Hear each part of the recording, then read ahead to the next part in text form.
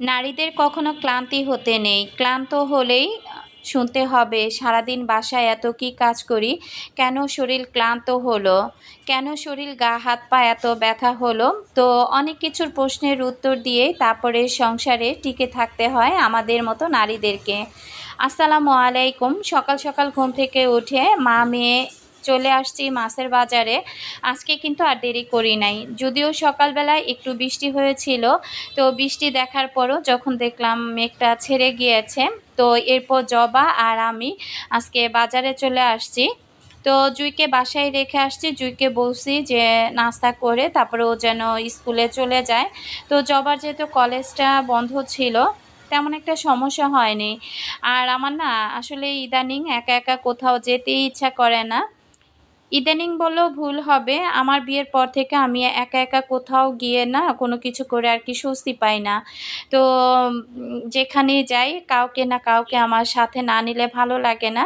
যখন মেয়েরা ছোট ছিল, তো যে বাসাতে ছিলাম সেখানে কাউকে না কাউকে নিয়ে বের হতাম। তো আল্লাহর রহমতে এখন তো মেয়েরা বড় হয়ে গিয়েছে।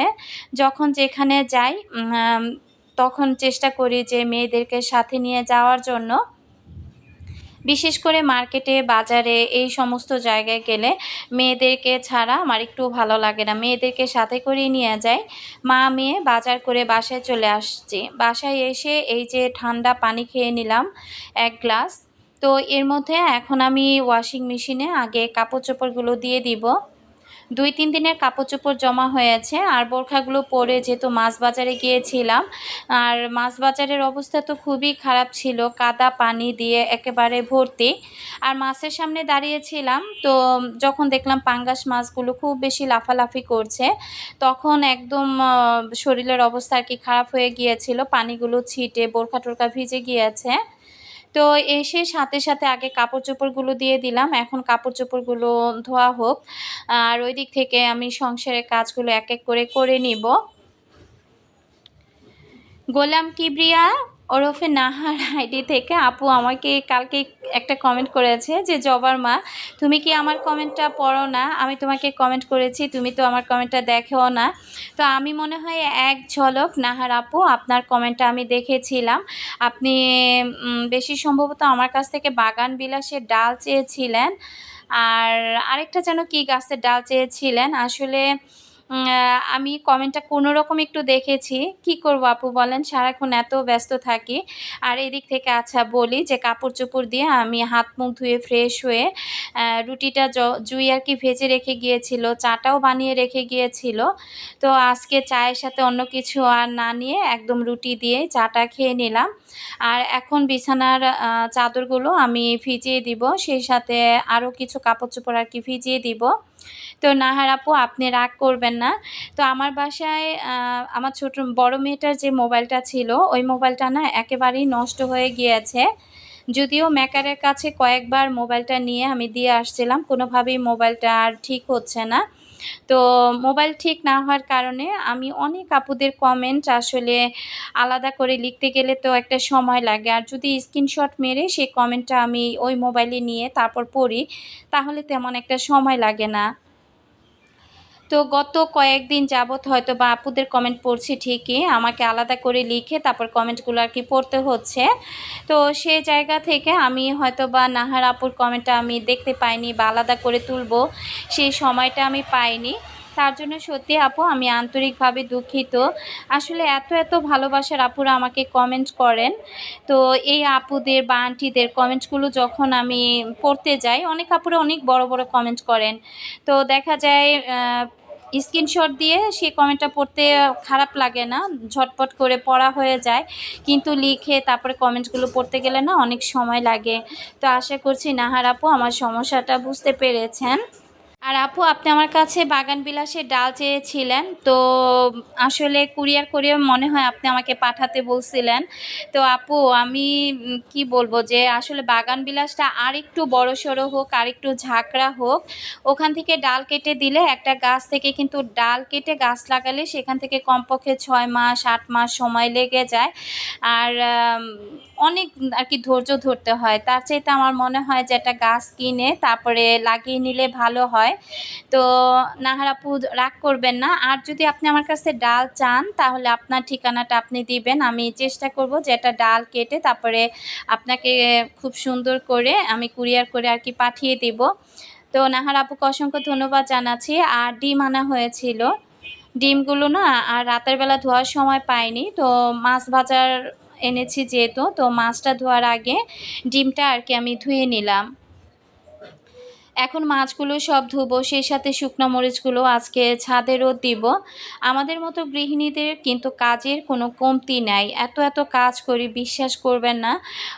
অনেক সময় না সন্ধ্যের পরে আমার গা হাত পা এত প্রচুর পরিমাণে ব্যথা হয়, তখন মনে হয় যে কোনো কিছুই ভালো লাগে না। রাতের বেলা খেতেও আমার ইচ্ছে করে না। তো ওই দিন আর কি হঠাৎ করে আমার এত প্রচুর পরিমাণে শরীর খারাপ হয়েছিল। দুপুরে যা রান্নাবান্না করেছিলাম সেগুলোই মেয়েরা রাতের বেলা খেয়ে নিয়েছে। তো 5ই আগস্ট যেহেতু ওর বাবার বন্ধ গিয়েছে, ও পিকনিকে গিয়েছিল। তারপরের দিন বিকেল 4টা বাজে বাসা থেকে বের হয়েছে। আর বাসা থেকে যখন বের হয় সে বলেই গিয়েছে যে তার বাসায় ফিরতে ফিরতে রাত 2টা কি 3টা বাজতে পারে। তো এত রাতের বেলা বাসায় ফিরে সে ভাত খাবে কি খাবে না সেটাও শিওর না। তো আমি মেয়েকে আর কি বলছিলাম যে তোমার বাবাকে ফোন দিয়ে তারপরে বলে দাও সে যেন বাইরে থেকে কিছু খাওয়া দাওয়া করে আসে।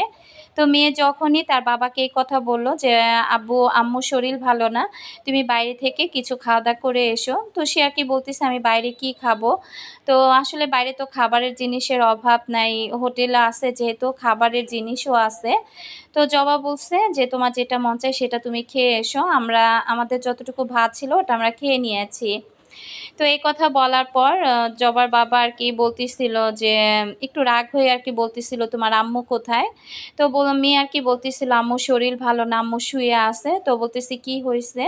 তো মেয়ে আর কি বলছে যে গা হাত পা ব্যথা, আম্মুর প্রচণ্ড পরিমাণে মাথা ব্যথা। তো বলতেছে যে কেন গা হাত পা কেন ব্যথা হলো। তো মেয়ে আর কি বলতেছিল যে গা হাত পা ব্যথা হতেই পারে। সে বলতেছিল যে সারাদিন আমি কি এত কাজ করি, কেন আমার গা হাত পা এত ব্যথা হয়, কেন হঠাৎ হঠাৎ আমি অসুস্থ হয়ে যাই। তো এই প্রশ্নের উত্তর কি দেয়া যায় বলেন। তো মেয়ে ওর বাবার সাথে একটু আর কি রাগ করে বলছে যে আম্মু কি সারাদিন কাজ করে না, আম্মু তো কত কাজই করে, গা হাত পা ব্যথা হতেই পারে, তুমি বাইরে থেকে খেয়ে নিলে সমস্যা কি। তো যাই হোক মেয়ে কথা বলে ফোনটা কেটে দিয়েছে। এরপর আর কি সে বাইরে থেকে হয়তো বা কেক তারপরে দুধ কিনে নিয়ে এসে রাতের বেলা দেখলাম যে সেগুলো আর কি খেয়েছে। তো দেখেন এত এত কাজ করার পরেও যদি ঘরের মানুষটা বলে যে আমি কি এত কাজ করি সারাদিন, তো এই দুঃখের কথা কাকে আর বলবো। তো এখানে যেহেতু কাজ করছি আপনাদের সাথে আমি খোলামেলা কথাই বলতে পছন্দ করি, তো আপনাদের সাথে আর কি কথাটা শেয়ার করলাম। যাই হোক আমি ওইদিকে মাছগুলো আজকে আর লবণ দিয়ে ধুই নাই, মাছগুলো এমনিতে পরিষ্কার করে মাছগুলো পানি ঝরতে দিয়ে আসছি। আর ওই যে কাপড়গুলো ধোয়া হয়েছে ওগুলো আমি ছাদে নিয়ে যাব। আর এখন এই যে চাদরগুলো আমি দিয়ে দিলাম, তো এগুলো এখন ধোয়া হতে থাক। আমার অনেক আপুরা ওই যে বললাম না যে কমেন্ট করেন, তবে কমেন্টগুলো লিখে লিখে তারপর যেহেতু আমাকে পড়তে হয় সেই জায়গা থেকে না আসলে আমাকে একটু সময় দিতে হবে। যদি কখনও কোনো আপুদের কমেন্ট মিসিং হয়ে যায় তাহলে প্লিজ আপনারা কেউ রাগ করবেন না।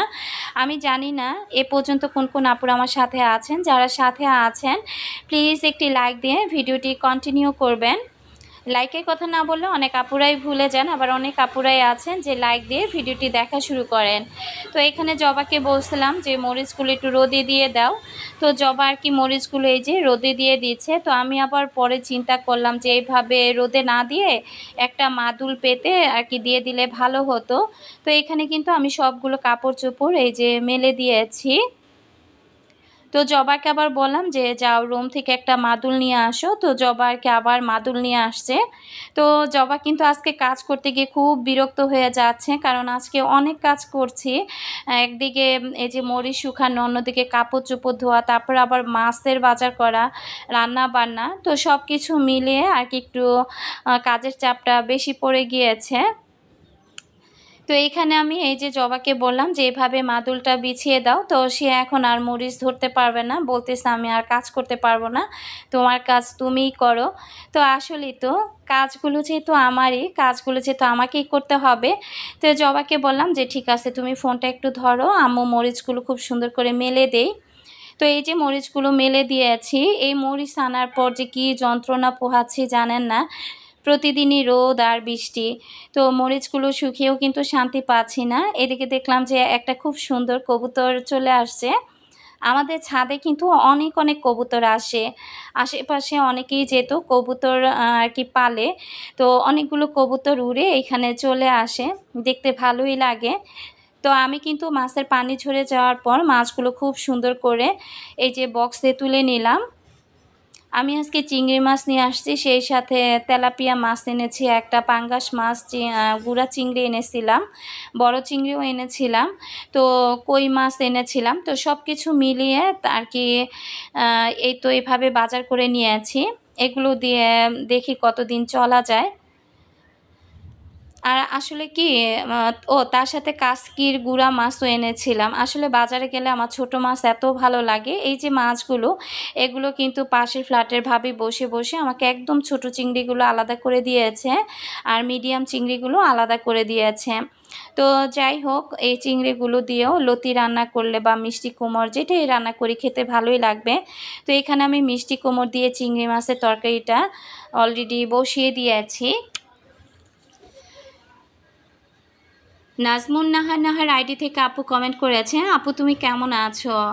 আলহামদুলিল্লাহ আপু, আমি ভালো আছি। অনেক সময় তোমার ভিডিও ছেড়ে কাজ করি কিন্তু কমেন্ট করা হয় না, প্লিজ আপু কিছু মনে করো না, তোমার কাজ দেখতে আমার অনেক ভালো লাগে। তো আপু তোমাকে অসংখ্য ধন্যবাদ জানাচ্ছি। আমি জানি যে অনেক আপুরা নিজেরা কাজ করেন, তার সাথে আমার ভিডিওটা অন করে রেখে তারপরে নিজেদের কাজগুলো করেন, হয়তো বা ব্যস্ততার কারণে কমেন্ট করতে পারেন না। তবে আপুদেরকে বলবো যে কমেন্ট করেন বা না করেন, প্লিজ একটি লাইক দিয়ে ভিডিওটি সবসময় কন্টিনিউ করবেন। তো আপু আপনাকে অসংখ্য ধন্যবাদ জানাচ্ছি। তো মিষ্টি কুমড়ের তরকারিটা ভালো করে আমি কষিয়ে তারপর পানি দিয়ে দিলাম, আর শিং মাছও এনেছিলাম, শিং মাছের অনেকগুলো ডিম হয়েছে, আর সেই সাথে পটল ভাজবো, ডিমটাও ভাজবো।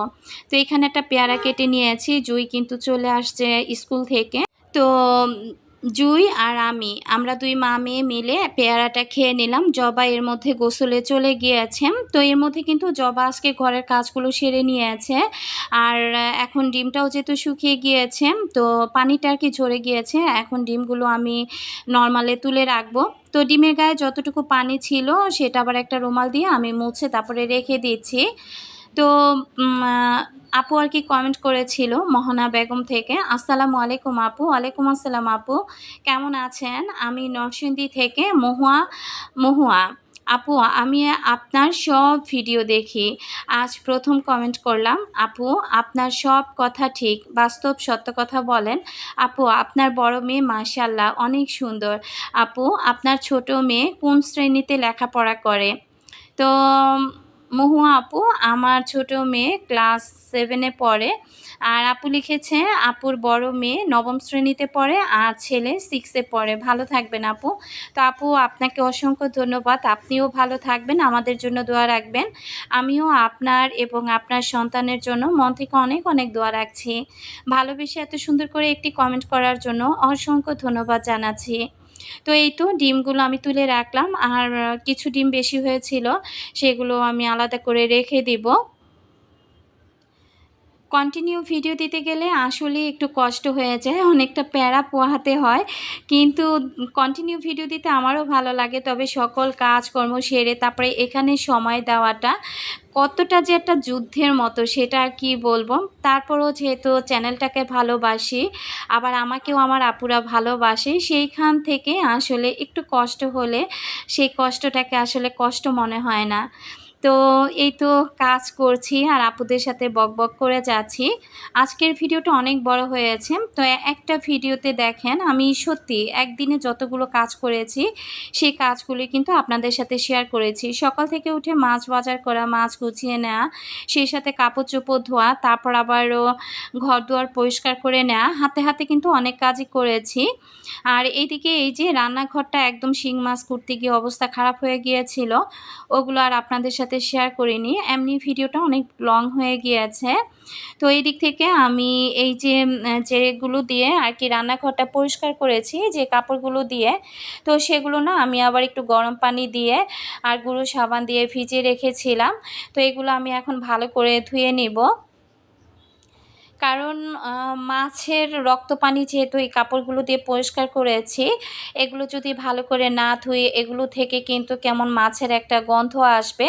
তো এই কারণে আমি গরম পানি দিয়ে আর কি ভালো করে ধুয়ে নিচ্ছি। আর এখন আমি ভালো করে ধুয়ে এগুলো একটু ডেটল দিয়ে তারপরে আমি কাপড়গুলো আর কি ধুয়ে ফেলবো। আমার ছোট ক্যাবিনেটটা একজন আপু আর কি দেখতে চেয়েছিল। আপু গত পরশু মনে হয় কমেন্ট করেছিল যে আপু তোমার ক্যাবিনেটটা একটু দেখিয়ে দাও। তো আপু হ্যাঁ, আমিও চেষ্টা করছি যে আমার যে ভিডিওগুলো জমা আছে সেই ভিডিওগুলো শেষ হলে আপু সত্যি আমি ক্যাবিনেটটা আমি আপনাকে দেখিয়ে দেব। তো প্লিজ আপু আপনি মন খারাপ করবেন না বা রাগ করবেন না। আসলে যেদিন যে কাজগুলো করি ঠিক সেদিন সেই কাজের ভিডিওগুলোই আপনাদের সাথে শেয়ার করি, যেহেতু আমার লাইফস্টাইল ব্লগ। তো আসলে একটা কাজের মধ্যে আরেকটা কাজ ওইভাবে আমি করতেও পারি না। যখন যেভাবে কাজগুলো করি সেভাবেই আপনাদের সাথে শেয়ার করি। আপুটা হয়তোবা মনে মনে একটু রাগ হতে পারেন যে আপুকে কবে বলেছি যে ক্যাবিনেটটা দেখিয়ে দেওয়ার জন্য, আপুটা আমাকে এখনও দেখিয়ে দিল না। তো আমি ভিডিওর মাধ্যমেই আমি ক্যাবিনেটটা আর কি দেখিয়ে দেব। আর একটু কষ্ট করেন আপু। আর এদিক থেকে আমি এই যে ডেটল দিয়ে এখন খুব সুন্দর করে এই ঘর মোছার কাপড়গুলো আর কি ধুয়ে ফেলবো। একেবারে জীবাণুমুক্ত হয়ে যাবে আর মাছের আর কি রক্ত পানির কোনো গন্ধই আর এই কাপড়গুলোর মধ্যে থাকবে না। একটা সংসারে আমরা মেয়েরা যে কত শত কাজ করি। এই যে পাতিলের মধ্যে একটু ভাতের মাড়ের মতো দেখতে পাচ্ছেন, এটা কিন্তু আমি আটা গুলিয়ে তারপরে ভাতের মাড়টা বানিয়েছিলাম, যেহেতু আমি চাদরে তারপরে বালিশের কভারে দিব। তো আমার ঘরে তো এত ভাত রান্না করা হয় না। তো ৩ মেয়ের জন্য ১ পট চাল রান্না করলেই হয়ে যায় দুপুরবেলা। তো কাপড় চোপড়ে যদিও একটু মাড় না দেয়া হয় চাদরে, তাহলে না চাদরগুলো কেমন যেন নেতিয়ে থাকে। তো এই কারণে আমি অফ ক্যামেরাতে আবারও আটা দিয়ে একটু ভাতের মাড়ের মতো আর কি বানিয়ে নিয়েছিলাম। তো পরিমাণে একটু বেশি বানিয়ে ফেলেছি আর কি, ওটা পাতিলাতে বাড়তিটা রেখে দিয়েছি। আর যেগুলো চাদরে দেওয়ার সেগুলো চাদরে দিয়ে অলরেডি কিন্তু আমি এর মধ্যে ছাদে দিয়ে আসছি। তো এখানে আমি এই তো পটলগুলো ভেজে নিয়েছি। পটল ভাজা, কাঁকরোল ভাজা এগুলো আমার মেয়েরা খেতে অনেক বেশি পছন্দ করে। আর পটল ভাজার সাথে যদি একটু পেঁয়াজ ভাজি করা যায় তাহলে তো আর কোনো কথাই নাই। পটল ভাজলে পটল ভাজা থেকে কিন্তু ইলিশের মতো একটা ঘ্রাণ চলে আসে। আমার খুবই ভালো লাগে। তো এই তো আমি পটলগুলো ভেজে নিলাম আর এখন আমি ইলিশ মাছের ডিমগুলো আর কি ভেজে নেব। শিং মাছের ডিম তো একদম কালো কুটকুটে, এগুলো কিন্তু আমি আলতো হাতে লবণ দিয়ে ভালো করে পরিষ্কার করে নিয়েছি। খুবই আলতো হাতে আর কি ডিমগুলো আমি ধুয়ে নিয়েছি যেন ডিমগুলো ভেঙে না যায়। আর ডিমগুলো না সাইজে মাশাআল্লাহ ভালোই বড় বড় ছিল, একদম মোটা মোটা ছিল। তো দেখতে কালো কুটকুটা হলে কি হবে, তো শিং মাছের ডিমও খেতে কিন্তু অনেক মজা। আসলে আমার যে কোনো মাছের ডিমই না আমার কাছে অনেক বেশি ভালো লাগে। তো ডিমগুলো আর ফ্রিজে রেখে আর কি বাসি করলাম না, ভাবলাম যে তাজা তাজা অবস্থায় ডিমগুলো ভেজে ফেলি, খেতেও ভালো লাগবে। তো এর মধ্যে কিন্তু আমি পেঁয়াজটাও আর কি খুব ভালো করে একটু ভেজে নরম করে নিয়েছি। এখন পটলগুলো দিয়ে নেড়ে চেড়ে তারপরে আমি আর কি পটলটা নামিয়ে ফেলবো। একটা সংসারে হাজারটা কাজ করি, আসলে ক্লান্তি আসে না। সবসময় এটাই ভাবি, দিন শেষে সংসারটা আমার, সন্তানও আমার, স্বামীও আমার। তো তাদেরকে যদি রান্না বান্না করে আমি না খাওয়াই, যত্নটা যদি আমি না নেই, তাহলে কে নেবে বলেন তো? তো সেই জায়গা থেকে না ক্লান্তিটা কিন্তু তেমন আর একটা আসে না।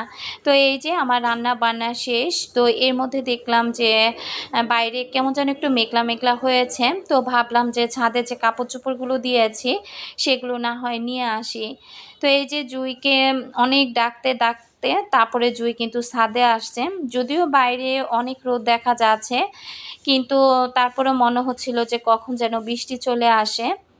আজকে কিন্তু এত কাজ করেছি, বিশ্বাস করেন আরকি কাজ করতে, করতে আমি একদম হাঁপিয়ে উঠেছিলাম। তো আজকের মতো আমি এখান থেকেই বিদায় নিলাম। সবাই ভালো থাকবেন। আল্লাহ হাফেজ।